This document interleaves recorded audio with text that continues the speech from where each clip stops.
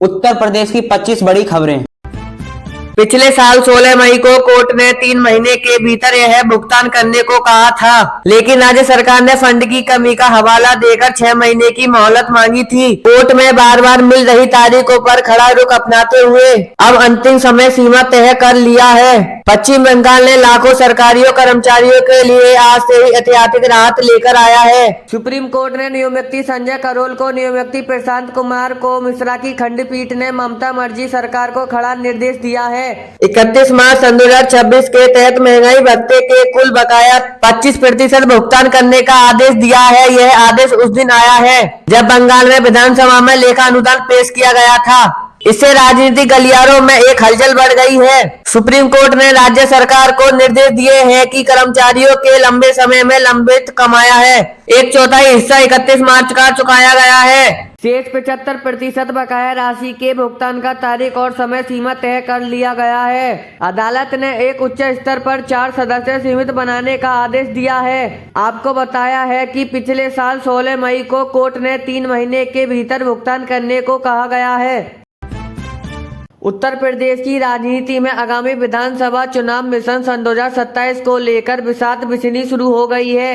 भाजपा अपने संगठन और सरकार के दोनों बड़े बेहतर की तैयारी में है। SIR के बाद इसे लेकर बैठकों का दौर जारी होने रहा है। भारतीय जनता पार्टी उत्तर प्रदेश में सन 2027 के विधानसभा चुनाव से पहले अपने सभी मोर्चों को आवेद बनाने की रणनीति पर काम कर रही है। योगी मंत्रिमंडल विस्तार से पहले पार्टी संगठन में व्यापक बदलाव की सुगबुगाहट तेज हो गया है। माना जा रहा है कि अगले 1 माह के भीतर जिला कमेटियों के गठबंधन को लेकर क्षेत्रीय अध्यक्षों को नामों को प्रदेश की नई टीम की घोषणा कर दी जा गई। इसके साथ ही विभिन्न आयोग के निगमों में बोर्डों की खाली पदों पर भी नियुक्ति की प्रक्रिया तेज हो गई है। विधानसभा चुनाव की तैयारियों में जुटने से पहले भगवा खेमा संगठन ढांचे को पूरी तरह ध्वस्त करना चाहता है। प्रदेश में भाजपा के कुल 98 संगठनात्मक जिले हैं, जिसमें से सभी 84 में अध्यक्षों की घोषणा हुई है। शेष 14 जिलों में जल्द ही चेहरों की ताजपोशी होगी। पहले संगठन विस्तार का काम शुरू कर दिया गया है, लेकिन मतदाता की पुनरीक्षण SIR का कार्य चलने से रोक दिया गया है। अब SIR का काम पूरा होते ही नई नियुक्त रास्ता साफ हो गया है। सबसे ज्यादा चर्चा प्रदेश पंकज चौधरी की नई टीम को लेकर है। पूर्व अध्यक्षों ने कार्यकाल में ही टीम व्यापक बदलाव नहीं हुए थे, केवल चेहरों को एक पद से दूसरे पद पर स्थानीय किया गया था। लेकिन इस डर से चर्चा के किसी प्रदेश में टीम कई नए युवा चेहरों को जगह मिलेगी। उत्तर प्रदेश के शैक्षणिक केंद्रों में UGC ने नए नियमों में समर्थन में अब छात्रों में संबंध हो रहे हैं। बनारस हिंदू विश्वविद्यालय के बाद शुक्र को महात्मा गांधी के काशी विद्यापीठ के प्रयागराज में छात्र ने इस नियमों को समर्थन भुंकारा है। काशी की धरती एक बार फिर छात्र राजनीति में सामाजिक न्याय की मांग का केंद्र बन गई है। पैदल मार्च और सभा का आयोजन किया गया है। BHU में शुरू हो रही चिंतागरी अब काशी विद्यापीठ से होते हुए प्रयागराज तक पहुंच गई है। वहां छात्रों ने संबंध होकर सरकार को न्यायपालिका तक अपनी आवाज सुनाई है। काशी विद्यापीठ में आयोजित इस विरोध प्रदर्शन की शुरुआत समाज चौराहे से हुई है। बड़ी संख्या में छात्र छात्राएं, शोधार्थी और शिक्षक हाथों में तख्ती लेकर नारेबाजी करते हुए मानवीय संकाय तक पहुंचे। इसके बाद गांधी जी ने प्रतिमा के नीचे धरती स्थल पर एक सभा आयोजित की गई है।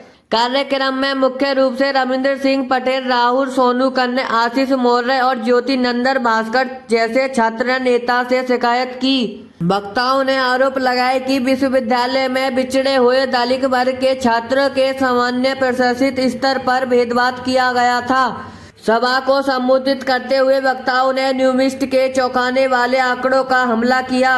उन्होंने कहा है कि उच्च स्तर स्थानीय में SC, ST, OBC महिला को दिव्यांग छात्रों के साथ उबड़ी की घटना 118% वृद्धि दर्ज की गई है। इसी उबड़ी हुई जाति भेद को रोकने के लिए UGC इन्वेक्टिव रेगुलेशन सन 2026 को लाए गए थे, ताकि परिसरों में एक सुरक्षित सामान्य वातावरण तैयार किया जा सके। प्रदर्शनकारी छात्रों ने इस नियम पर सुप्रीम कोर्ट के द्वारा लगाया स्टे पर गहरा आक्रोश व्यक्त किया। छात्रों का कहना है कि नियम वंचित वर्ग के छात्रों के लिए सुरक्षा कवच की तय की गई है। उन्होंने केंद्र सरकार से मांग की है कि कानूनी बाधाओं को दूर कर रेगुलेशन को शीघ्र ही बदला किया जा सके। छात्रों ने चेतावनी दी है कि यदि जल्दी से सकारात्मक कदम नहीं उठाया गया तो आंदोलन को प्रदेश व्यापी बनाया जाएगा।